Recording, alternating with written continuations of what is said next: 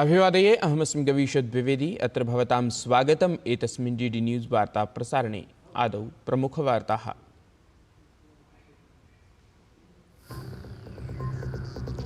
प्रधानमन्त्री नरेन्द्र मोदी अद्य Brunei Singapore देशयोः यात्रायै प्रस्थितः भवेत्।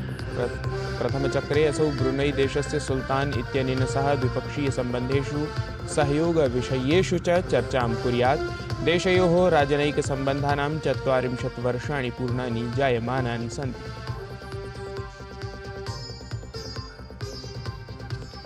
तेलंगानाराज्ये अतिवृष्टिकारणेन सङ्कटस्थितिः। वृष्टिसम्बद्धासु घटनासु एतावता 16 जनाः मृताः। अपरत्र आन्ध्रप्रदेश, महाराष्ट्र, गुजरात राज्यानाम् अनेकक्षेत्रेषु अतिवृष्ट्या जनजीवनं समग्रम् अस्तव्यस्तम्। अतिवृष्टिस्थितौ च जम्मूकाश्मीरस्य रियासी जनपदे अद्य विद्यालयाः पिहिताः। राष्ट्रपतिपदासीना द्रौपदी मुर्मुः महाराष्ट्रयात्रायाः द्वितीये दिने महाराष्ट्रविधानपरिषदः शतवर्षपूर्तिसमारोहे भवेत् सम्मिलिता। पुणे इत्यत्र सिम्बायोसिस् इंटरनेशनल डीम्ड विश्वविद्यालयस्य 21 दीक्षान्तसमारोहम् अपि सम्बोधयेत् असौ।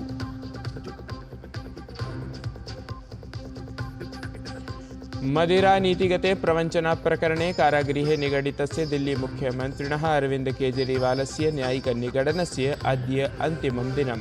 केन्द्रीयान्वेषणाभिकरणेन प्रकाशिते चतुर्थे सप्लिमेण्टरी चार्जशीट् इति पत्रके अपि अद्य भवेत् निर्णयः।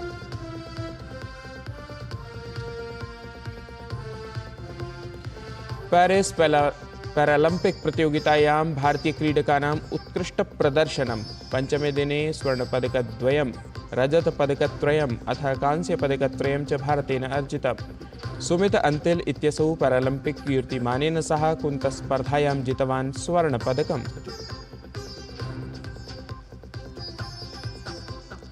यूएस ओपन इति प्रतियोगितायां भारतस्य रोहन बोपन्ना इत्यसौ मिश्रयुगलवर्गे उपान्त्यचक्रे अर्जितवान् स्थानम्। बोपन्ना इत्यनेन अथ तदीयेन इंडोनेशिया देशीयेन सह क्रीडकेन प्रागुपान्त्यचक्रे मैथ्यू एब्डेन अथ बार्बोका क्रजिकोवा इत्यनयोः युगलं पराजितम्।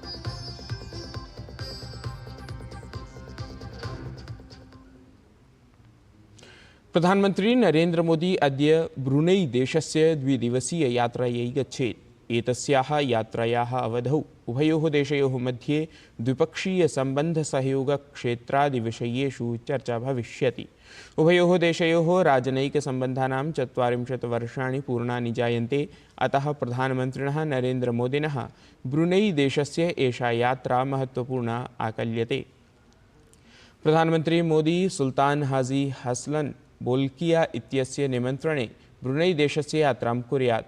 ब्रुनई यात्रायाः प्रथमदिवसे प्रधानमन्त्री मोदी ब्रुनई दारुस्सलाम इत्यस्य राजधान्यां बन्दर सिरी बेगावन इत्यत्र नूतन चान्सरी इति भवनम् अपि उद्घाटयेत्। सहैव प्रधानमन्त्री मोदी सुल्तान उमर अली सैफुद्दीन मस्जिद इत्यत्र अपि गच्छेत्, यस्य नाम वर्तमानराज्ञः सुल्तान हाजी हसलन बोल्किया इत्यस्य पितुः नाम्नि अस्ति। अग्रिमदिवसे प्रधानमन्त्री मोदी रॉयल पैलेस इत्यत्र सुल्तान इत्यनेन सह अथ तस्य परिवारसदस्यैः सह मेलिष्यति। एतस्मिन् अवधौ उभयोः पक्षयोः प्रतिनिधिमण्डलस्तरीया अपि वार्ता भवेत्।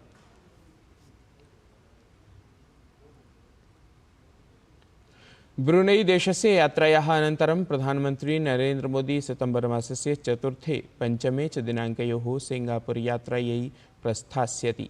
सिंगापुर भारतयोः मध्ये रणनीतिकसहभागितायाः 10 वर्षाणि पूर्णानि जातानि। एतस्मिन् अवसरे प्रधानमन्त्री मोदी सिंगापुरस्य प्रधानमन्त्रिणा लॉरेन्स बोंग इत्यनेन सह द्विपक्षीयमेलनं करिष्यति।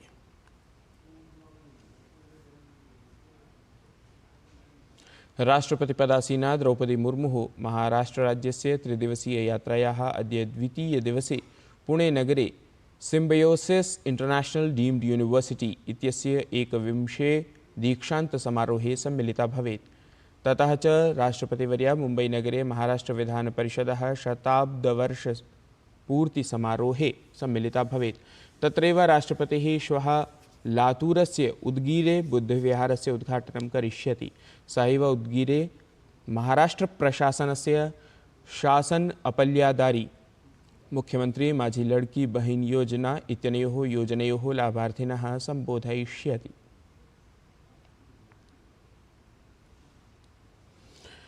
राष्ट्रपतिवर्या कोल्हापुरस्य वारणानगरे गतदिने महिला स्वयं सहायता समूह सम्बद्धाः सहस्रशः महिलाः समबोधयत्। तत्र असौ उक्तवती यत् महिला समाजस्य प्रमुखा अंशरूपा भवति। महिलानाम् उपेक्षां कुर्वन् कश्चनपि समाजः प्रगतिं कर्तुं न अर्हति। राष्ट्रपतिः तत्र अवदत् यत् नैजोद्योगेन व्यापारेण च देशस्य विकासे महत्त्वपूर्णं योगदानं कृतमस्ति। परं सहकारिता क्षेत्रस्य योगदानं देशस्य विकासे निर्णायकभूमिकायामस्ति। असौ तत्र भारतप्रशासनद्वारा कृतान् लखपति दीदी अथ बेटी बचाओ बेटी पढ़ाओ प्रभृति प्रकल्पान् उल्लिखितवती। अथ उक्तवती यत् विकसितभारतस्य लक्ष्यं महिलानां सहयोगपुरस्सरम् एव प्राप्तुं शक्यम् इति। गांधी जी का मानना था कि हम सहकारिता आंदोलन की सफलता को सहकारी समितियों की संस्था से नहीं बल्कि सहकारी समितियों की नैतिक स्थिति से मापेंगे। मुझे खुशी है कि वाराणसी समूह अपने हितधारकों के न केवल आर्थिक बल्कि शिक्षा और चिकित्सा की जरूरतों को भी पूरा कर रहे हैं। भारत सरकार का मानना है कि देश में सहकार से समृद्धि आएगी। पूर्व प्रधानमंत्री अटल बिहारी वाजपेयी कहा करते थे कि महिलाओं के सशक्ति में सामाजिक और आर्थिक उत्थान में देश का आर्थिक और सामाजिक उत्थान, देश का प्रगति। आज महिलाएं शिक्षा, स्वास्थ्य, आर्थिक विकास हर क्षेत्र में आगे बढ़ रहे हैं। मैं कभी कभी भिन्न भिन्न यूनिवर्सिटी कॉलेजों में जाती हूँ। आज महिलाएं छात्र से ज्यादा गोल्ड मेडल लाते हैं। किसी भी क्षेत्र में महिलाएं पीछे नहीं है।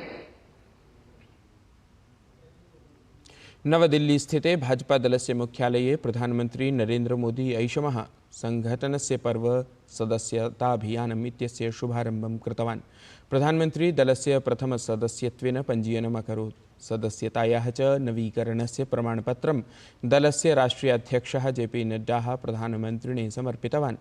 राष्ट्रीयस्तरे एतत् सदस्यताभियानं चरणद्वये पूर्णं भविष्यति। प्रथमं चरणं सितम्बर मासस्य 2 दिनाङ्कतः अस्य मासस्य एव 25 दिनाङ्कं यावत्, अथ द्वितीयचरणं अक्टोबर मासस्य 2 दिनाङ्कतः 15 दिनाङ्कं यावत् प्रचलिष्यति।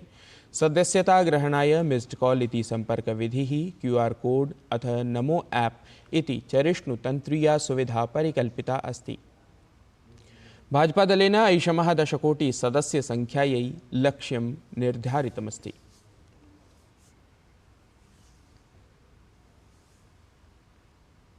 प्रधानमंत्री भाजपादलस्य कार्यकर्तॄन् आलक्ष्य आह्वानं कृतवान् यत् ते सदस्यताभियानविषये देशस्य आदिवासिभिः, निर्धनैः, युवभिः, महिलाभिः च सह अधिकाधिकसङ्ख्यायां सम्पर्कं कुर्युः। तेन उक्तं यत् भाजपादलं व्यवस्था, विचार, संस्कारैः सह लोकतान्त्रिकमूल्यानि अपि अवगच्छति। वो इकाई, वो संगठन, वो दल अगर लोकतांत्रिक मूल्यों को नहीं जीता है, आंतरिक लोकतंत्र निरंतर उसमें पनपता नहीं है, तो वैसी स्थिति बनती है जो आज देश के कई दलों की हम देख रहे हैं। और जैसा अमित भाई ने कहा, हिंदुस्तान में एकमात्र यही दल है जो अपनी पार्टी के संविधान के अनुसार अक्षरशः लोकतांत्रिक प्रक्रियाओं को उसका पालन करते हुए अपने कार्य का विस्तार कर रहा है और जन सामान्य की आशा आकांक्षाओं पर खरा उतरने के लिए अपने आप को निरंतर योग्य बनाता रहता है। केन्द्रीय मंत्रिमंडलस्य उपवेशने 7 महत्वपूर्णाः निर्णयाः अभिस्वीकृताः। कृषिक्षेत्रसम्बद्धाः महत्वपूर्णनिर्णयाः एते सन्ति। केन्द्रीयमन्त्री अश्विनीवैष्णवः उपवेशने एतेषां निर्णयानां विषये सूचितवान् यत् केन्द्रीयमन्त्रिमण्डलोपवेशने कृषकाणां जीवनं सुकरं कर्तुं तेषाम् आयवर्धनाय च 7 महत्वपूर्णनिर्णयाः स्वीकृताः सन्ति। अश्विनीवैष्णवः उक्तवान् यत् 17,800 रूप्यकाणि निवेशनेन कृष्यभियानस्य एतस्य स्थापना करिष्यते इति। तत्रैव केन्द्रीयमन्त्री अश्विनीवैष्णवः उक्तवान् यत् कृषिशिक्षा प्रबन्धन सामाजिक विज्ञानादिक्षेत्राणि अपि दृढानि कर्तुम् एषः निर्णयः विहितः अस्ति। एतदर्थं 1,99,22 कोटिमितराशेः योजनाः भविष्यन्ति।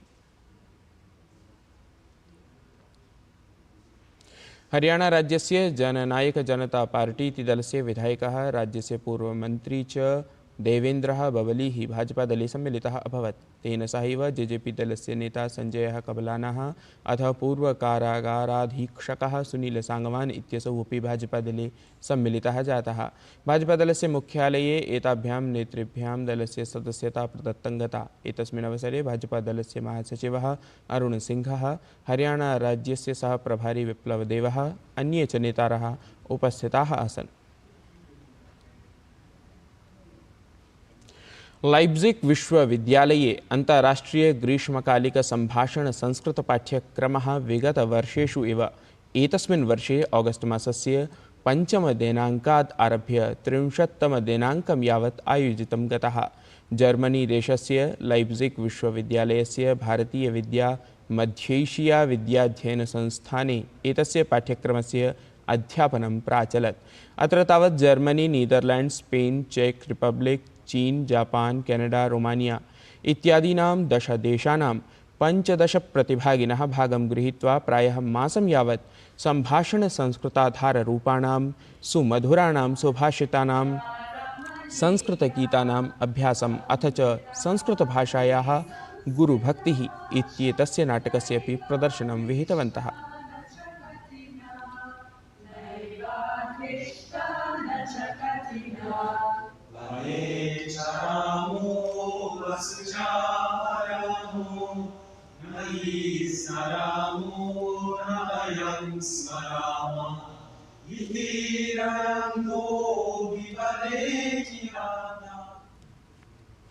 एतद्धि वार्ता संस्करणम् अधुना सम्पद्यते। अभिनवाभिः वार्ताभिः सह पुनः उपस्थास्यामः। तावन्मङ्गलं भूयात्।